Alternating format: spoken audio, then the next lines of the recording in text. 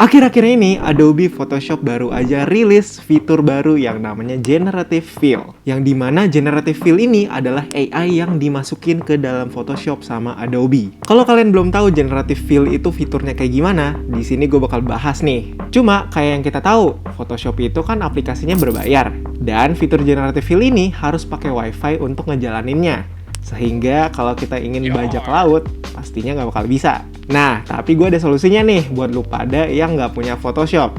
Yaitu dengan gue gunain Adobe Firefly. Jadi Adobe Firefly ini adalah situs atau enggak aplikasi yang dibuat sama Adobe sendiri buat para usernya untuk ngecobain AI yang ada. Dan di sini itu banyak banget fiturnya.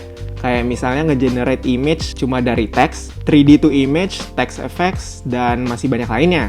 Dan fitur yang paling baru itu adalah Generative Fill. Jadi kita itu bisa ngegunain fitur Generative Fill yang ada di Photoshop di dalam Adobe Firefly ini. Jadi tunggu apa lagi? Kita langsung aja masuk ke Adobe Firefly ya.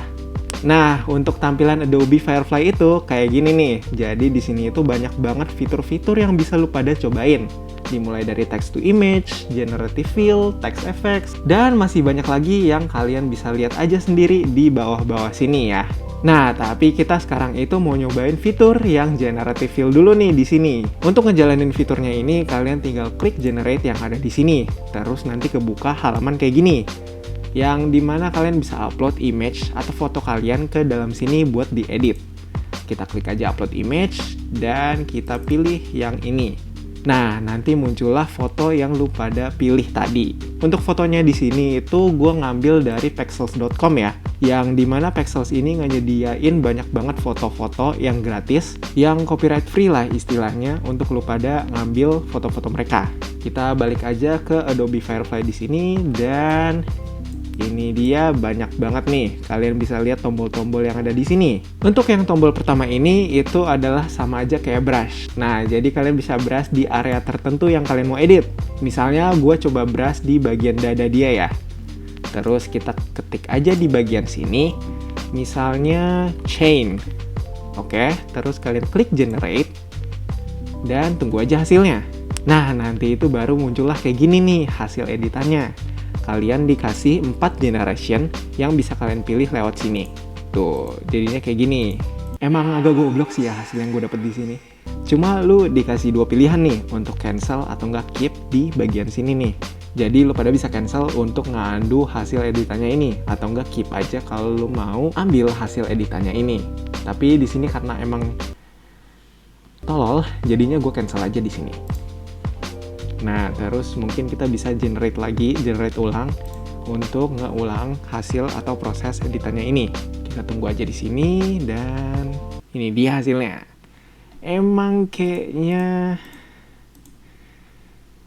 nggak bisa ya. Ini mungkin gue salah ya ngetik teksnya. Coba kita ulang deh.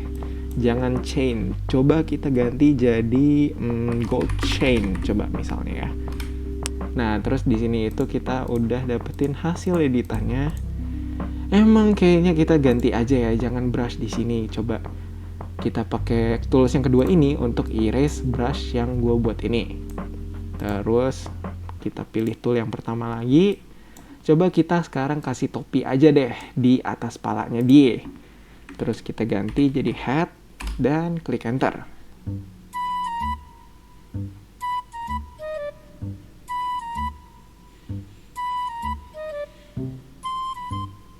Nah, akhirnya jadi juga ya hasil generation yang gue bikin tadi.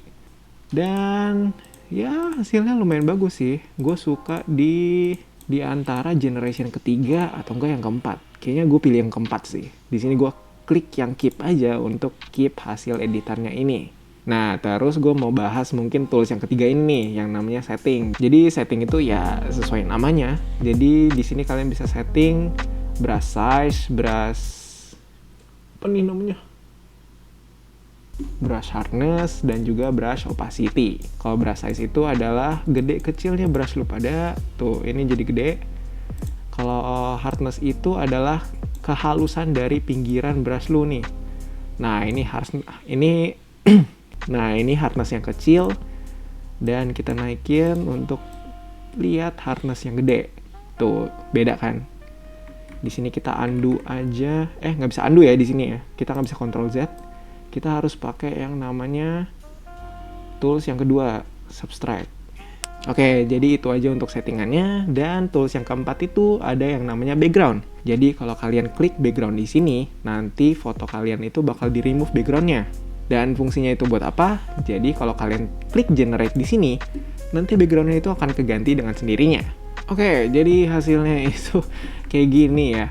Ini by the way kalian bisa zoom in zoom out itu pakai control sama mouse wheel. Kalian bisa zoom in sama zoom out pakai control plus mouse wheel kalian ya. Terus kalau buat pen atau buat ngegerakin fotonya ini, kalian hold space aja di keyboard dan pakai left click mouse kalian gerakin nih kayak gini. Diputer-puter aja kayak gini, nanti bakal gerak sendiri. Nah, ini jadi udah kelihatan hasil dari replacean backgroundnya ini. Kita coba lihat yang kedua, ketiga, keempat. Yang keempat ini bagus juga sih yang keempat nih. Coba kita lihat, sabar, gue mau zoom dulu ya. Keren juga loh hasilnya. Ini jadi backgroundnya itu agak ngeblur ya sebenarnya. Cuma bagus juga gitu, jadinya kelihatan ada efek kayak kameranya gitu. Ini juga kelihatan loh ada shadow-nya gitu ditambahin sama dia. Oke, kita coba langsung keep aja di sini ya, karena hasil editannya itu langsung bagus. Sekarang mungkin kita tambahin yang lebih ekstrim kali ya, mungkin tambahin mobil di belakang sini nih. Di bagian sini kita brush dulu. Kita brush. Terus kita coba ketik car. Kita pencet enter dan ini dia hasilnya. Agak aneh sih ya.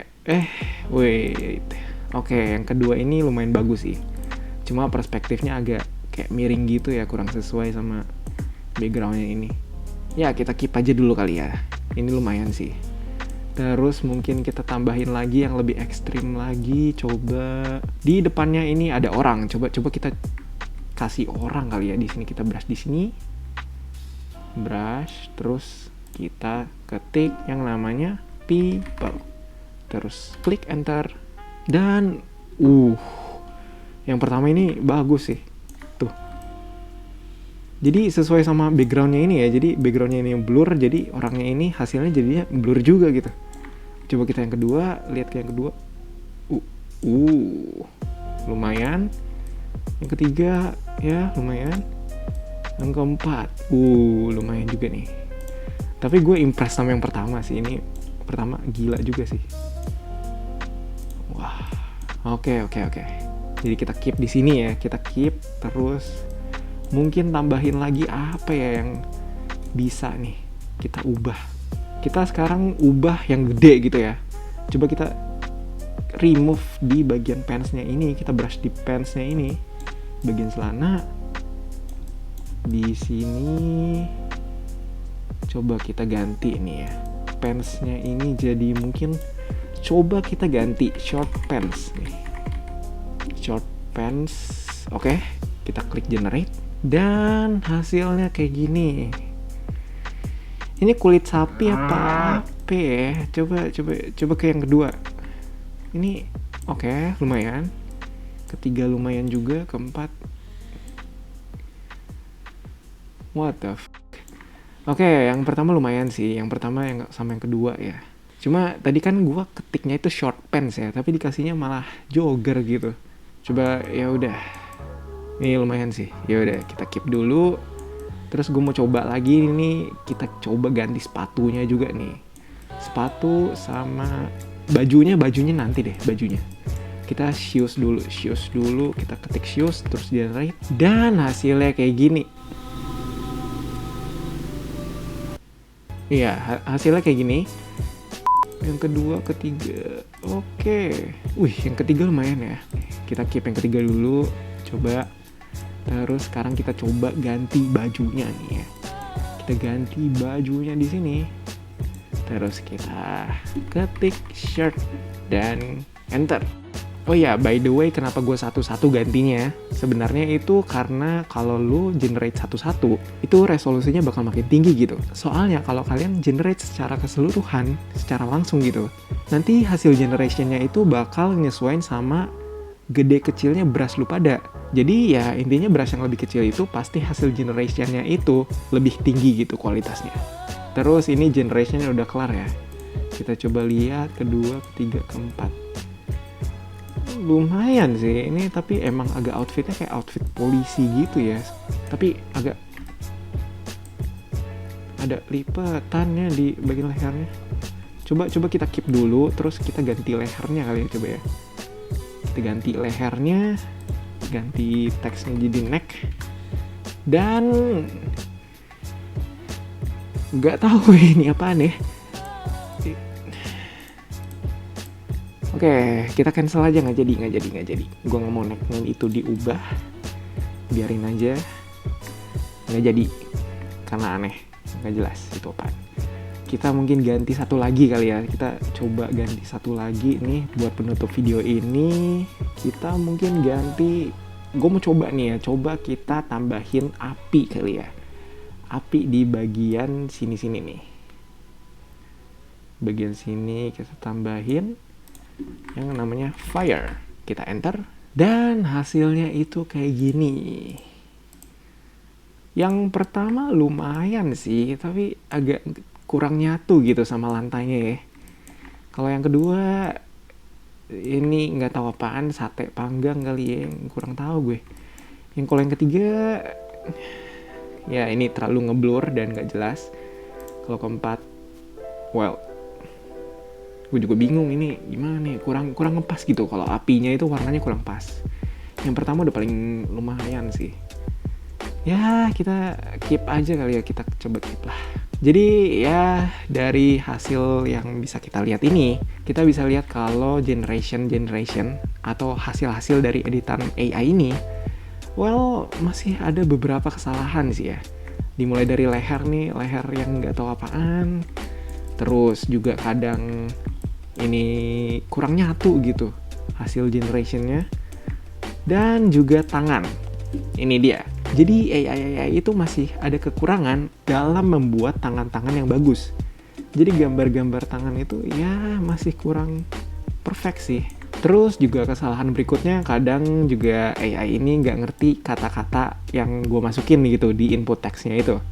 Tadi gitu gue input short pants gitu kan, celana pendek, tapi yang dihasilin malah celana panjang.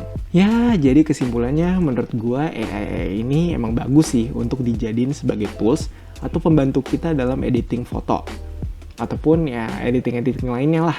Mungkin video, teks, dan ya lainnya lah. Tapi yang kayak tadi kita udah lihat, AI ini masih banyak banget ngebuat kesalahan. Jadi ya istilahnya kita masih butuh lah skill-skill editing kita untuk ngebuat gambar-gambar yang dihasilin sama AI ini jadi semakin bagus lagi. Well, segitu aja video dari gua. See you next time.